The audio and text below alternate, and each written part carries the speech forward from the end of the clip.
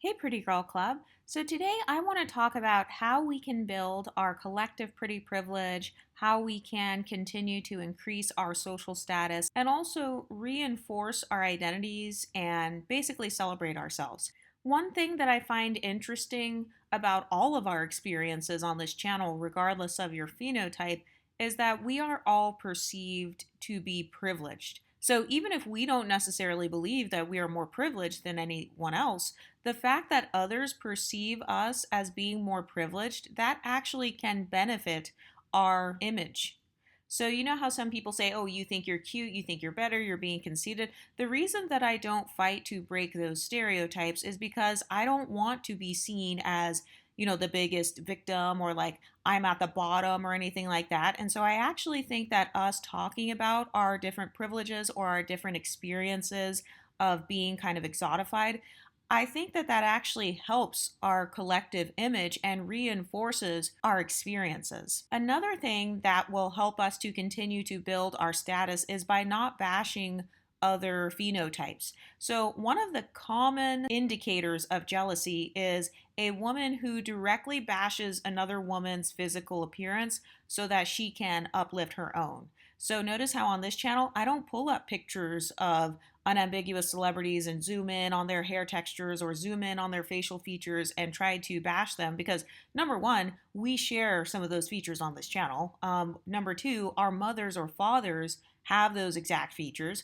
And also, number three, any woman who truly is confident in herself doesn't feel the need to get her confidence from bashing other people. And I've noticed that that is kind of a misconception about us in this community. People think that all of our confidence comes from, oh, we think we are better than so and so people who like look different than us.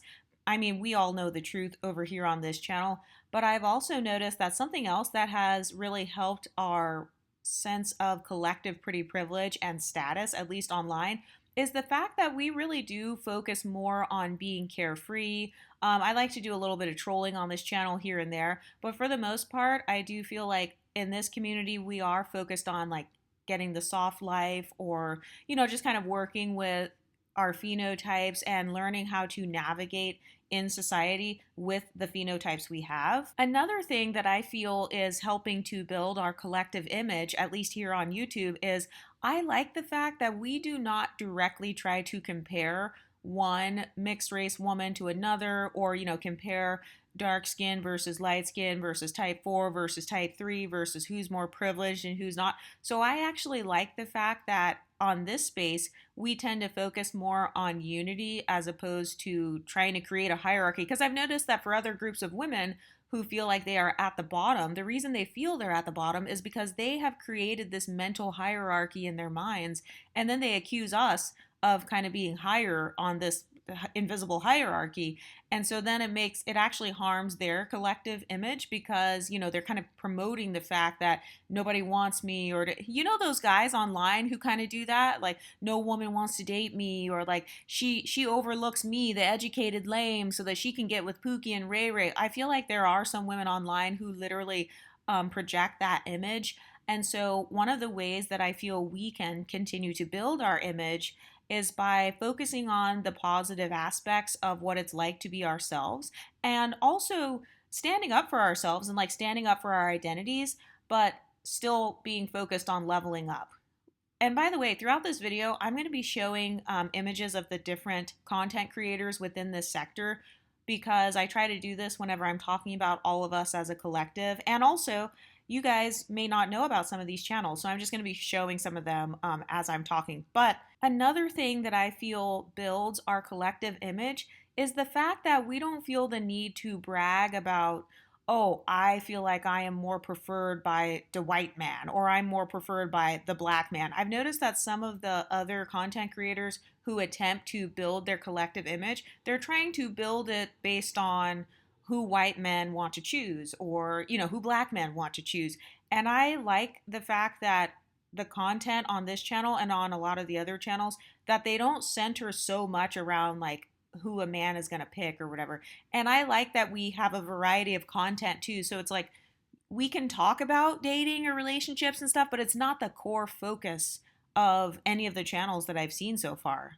For the most part, a lot of the girls that I see, both online and also in real life, women with my phenotype, usually we're just kind of minding our business and we're not kind of like speculating about, oh, well, what does this woman think of herself? Does she think she's better than me? And I also think that it was interesting how when I did that interview with the girl who was a skin bleacher, she went from dark skin to light skin. By the way, I'm not trying to bash anybody or, bash the struggles that she went through or anything like that.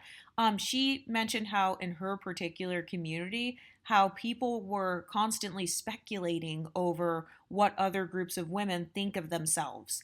And so I've noticed that in this community, one of our advantages is that we're not hyper fixated on what another woman thinks. Like on this channel, notice how I don't make a ton of videos about, oh, does this white woman think she's better than me? Does that Asian woman over there, does she think she's better than me? Oh, does this woman over here think she's better than me? She thinks she's superior to me. So notice how we don't like focus on that. That actually is helping our collective image because we tend to be more self-focused. And I've noticed that the only time, both online and in real life, for the most part, the only time I've ever witnessed somebody clapping back is if that person was already being badgered by somebody else randomly. Like, I have not really witnessed a beautiful feminine woman of any complexion who is just randomly focused on who thinks she's better and why does she think that way about herself and she has a superiority complex. I've noticed that women who are very confident and women who are kind of comfortable in their femininity and stuff, they don't seem to focus as much on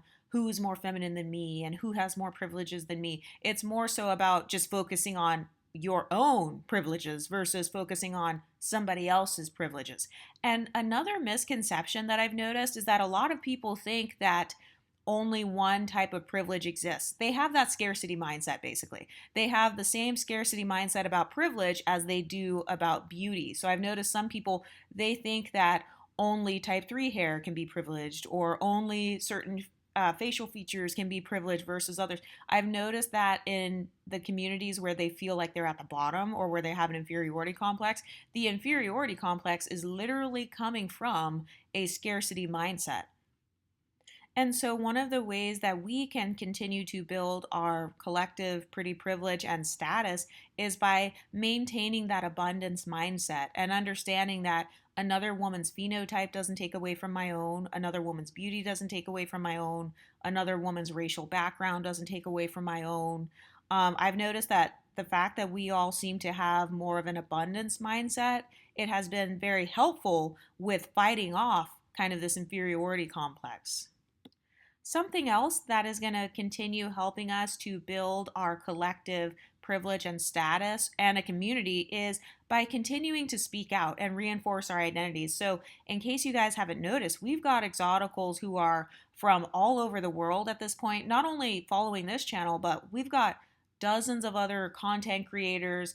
Starting your own YouTube channel is actually a very good idea because number one, you can get your Exotical tags, and also number two, who better to represent yourself than you? So even with me on my YouTube channel, I'm not always going to be perfect on this channel. I may have some blind spots on this channel. I may mess up on certain videos. And it's like, if you are watching and you feel like maybe your particular nationality isn't represented or your particular ethnicity is not as represented, who better to represent you than yourself? And so I've been so happy to see other pretty girls taking the initiative to start their own channels. I mean, we've got multiple Creole women with YouTube channels. We've got biracial women with channels. We've got darker skinned women with channels. We have biracial women with channels. And so I love that all of you guys are just stepping up and just saying, hey, you know what? I have a voice too. Because it's like, who gets to tell you that you can't speak up? You know what I mean? Like, this whole space was started because we got tired of being silenced. We got tired of nobody having YouTube channels. And, we kind of got tired of the lack of representation. And we felt like the conversation was dominated only by kind of this victim narrative. And so that's another way that we can continue to build ourselves up. It's by creating more and more YouTube channels and flooding the algorithm and making the algorithm a little bit prettier with the Pretty Girl Club. Another way that we can continue to build our pedestals is by keeping that mysticism alive and kind of keeping our exclusive spaces, because I think that exclusivity It doesn't have to be like a mean version of exclusivity, like what I've seen before on YouTube. But having some form of kind of like talking about your identity freely and standing up for who you are, I do think that that actually helps you to build more of a solid community because then other people get to speak out about that. Like, for example, I've noticed that a lot of Caribbean exoticals, I'm so glad to see that a lot of Caribbean girls are talking more about that experience. I'll be honest, I don't know that much about the Caribbean. That is something that people have called me in the past, and honestly, I never really knew what it meant. But I love the fact that there are women who are making YouTube channels and they're not afraid to say, hey, my background is I'm Black and Indian, or I'm Blasian, or, my family is from here and this is how I identify myself, or I've been thrown in and out of Blackness. I like the fact that we are able to talk about things that are uncomfortable and we are willing to do it without shame. I mean, the fact that there are 60 pages, like 60 or 70 pages worth of Lipstick Alley commentary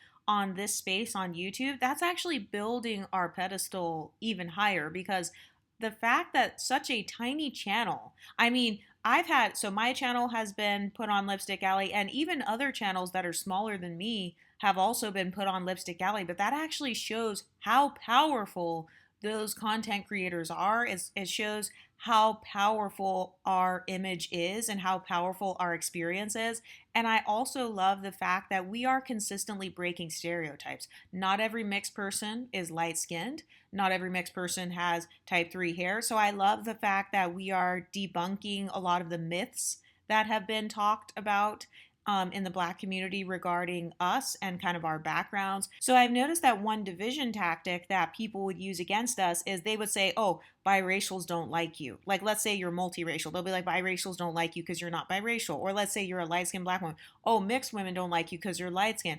Let's say you're dark skinned and mixed. Oh, light skinned mixed people don't like you. So I've noticed that those division tactics used to work in the past, and those things used to work as a way to silence us. But now that we are starting our own YouTube channels and speaking out and stuff, we're no longer able to be silenced. And so I really hope that even more of you guys start YouTube channels. There is room for everyone at the table. There's room for every age, every phenotype. And another thing I love about the Pretty Girl Club is that we literally call ourselves the Pretty Girl Club, or we call ourselves by these cute feminine names.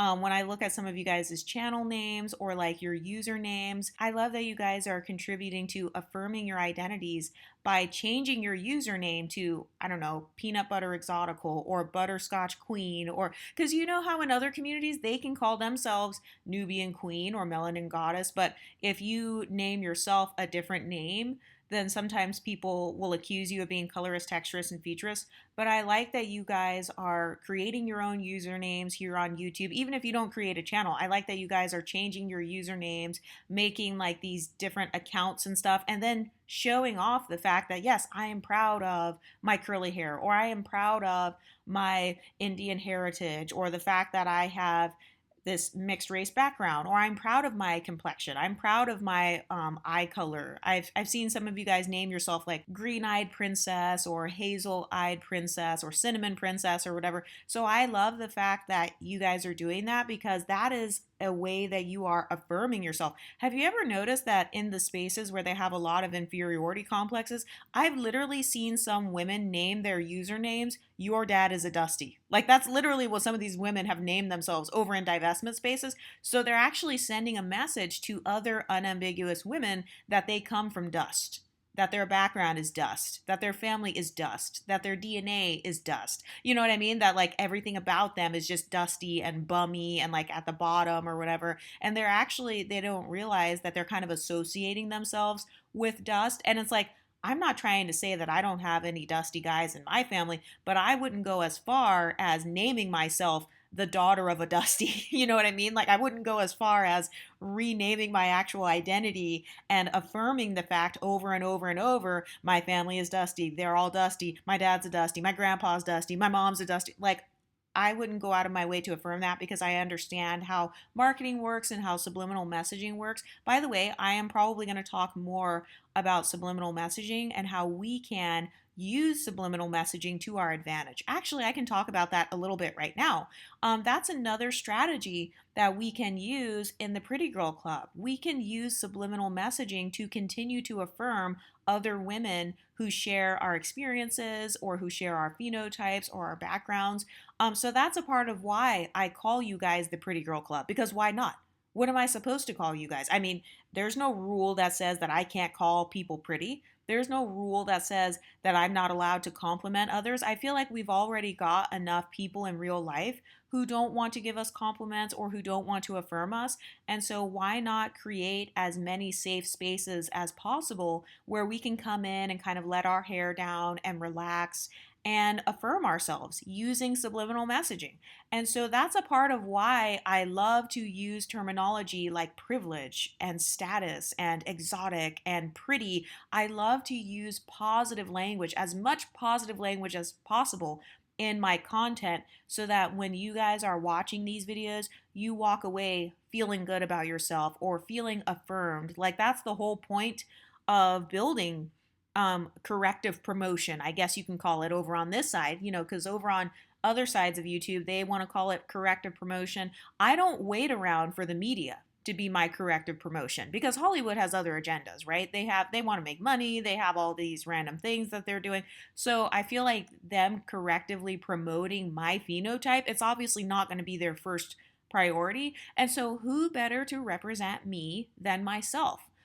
So that's another strategy that we can use to build our collective pretty privilege and to build our own sense of status. It's by correctly promoting ourselves instead of begging and pleading and screaming and crying and just, begging others to be our representation, trying to pull others back to represent us when they don't want to represent us. I've noticed that one mistake that a lot of unambiguous Black women have made, unfortunately, is trying to bully people into representing them, trying to bully people into being their representation, even if that woman doesn't identify herself as unambiguously dark skinned and, maybe she doesn't want to be associated with being a victim of colorism. And I've noticed some people will bully those women and say, no, F you, like, you need to talk about colorism more than anybody else, and almost pressuring them into being kind of these pro-Black social justice warriors.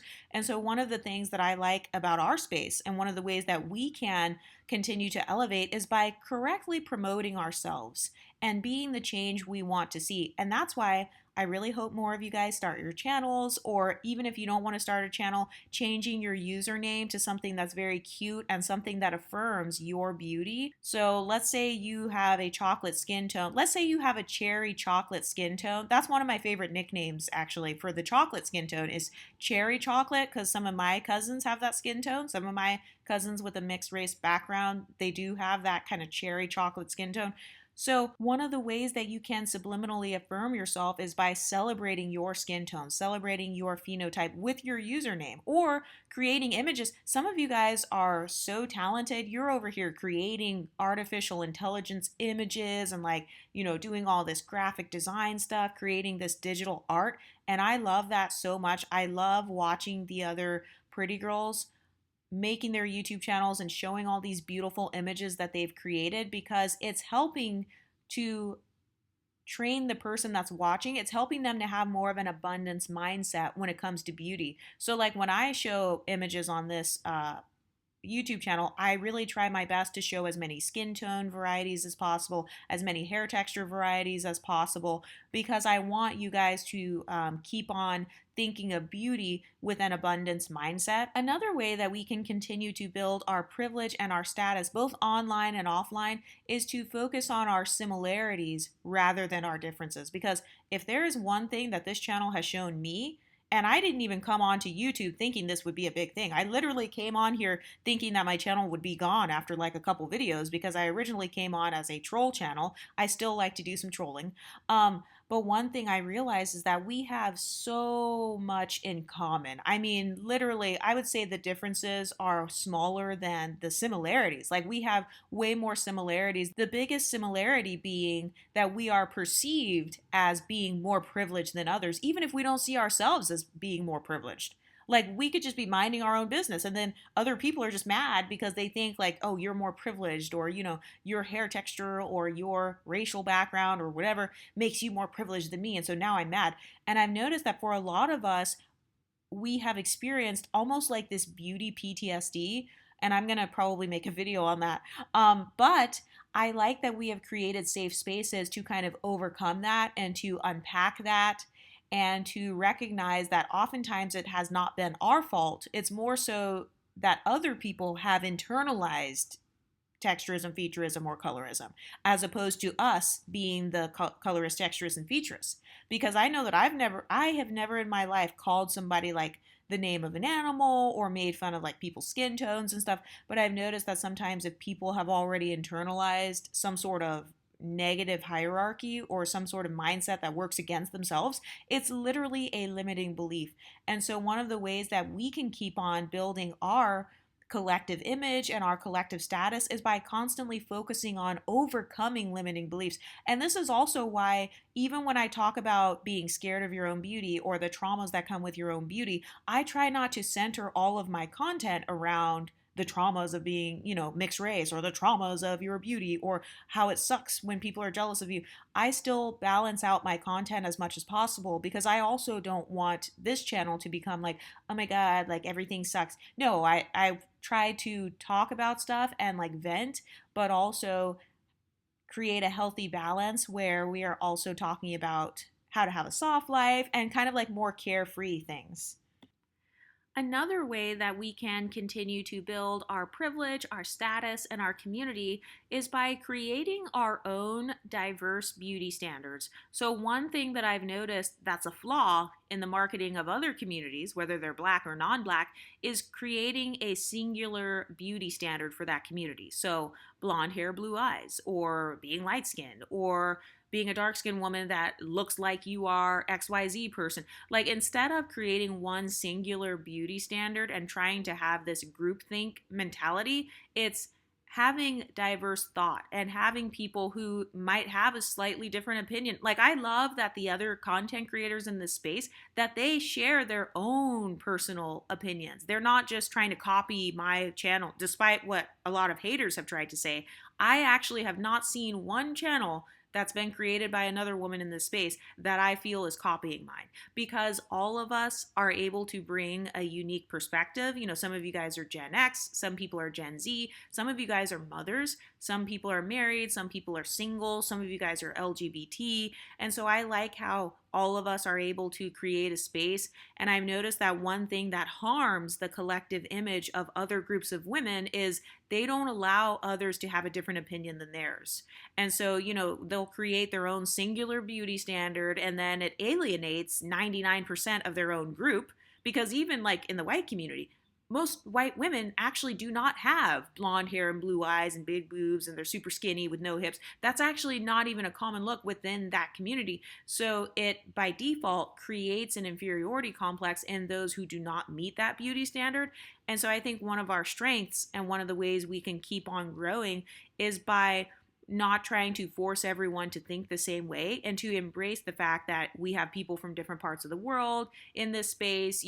Two things can be true at the same time, basically. I've noticed that a lot of the other spaces, both on and offline, they don't understand that there are many different types of beauty. Or like, you can be beautiful and blonde and thin, and you can also be beautiful with dark hair and dark eyes and dark skin. Or you can be beautiful and plus size. You know what I mean? Like, I feel like some people, they feel like you can only promote one thing because others are so scared of contradicting themselves. But what they don't understand about human psychology is that all humans are hypocrites. All people are hypocrites. People are going to say stuff that doesn't make sense, or they might learn something and then come back and correct themselves.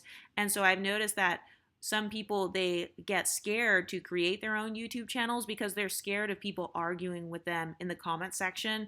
And I've noticed that people will try to use that as a silencing tactic.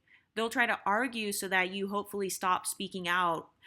Even when it comes to kind of like the darker skinned mixed race women, I've noticed people will try to say, but you're black AF, or you're still dark AF, or but you're still black. And they're making it as if you're somehow denying your blackness. And the reason they're saying that is because they literally just want you to be quiet. They don't want you to talk about what makes you feel special or different, or the parts of yourself that you love that are non-black, because I've noticed that some people, if they don't have the same features as you and then you love your features, they're going to automatically take it as, oh, well, she hates me then. So if she's light skinned and she likes being light skinned, then that means she hates dark skinned people. So do you see how others kind of project their inferiority complexes onto you? Another thing that we can do to keep on building our collective image and privilege and status is creating Discord groups and Patreons. I love seeing other creators make Patreons. I love that other girls in this space have their own Discords and stuff, because that also gives us a more private place to socially strategize and connect with one another and not worry about like, oh, people are going to be trying to screenshot us or talk about us, especially for those of you who are more private and maybe you want a deeper connection with women in this community. Like maybe you really want to make friends, or you live in a part of the world where other people can't relate to you. So I love the fact that we've got our own secret Discords. By the way, be sure to join my Patreon. There is a secret Discord that you will get access to. The Patreon's only $5 a month. I also have a members page, and you will get access to my secret members only videos where we talk more about social strategies and social climbing and stuff.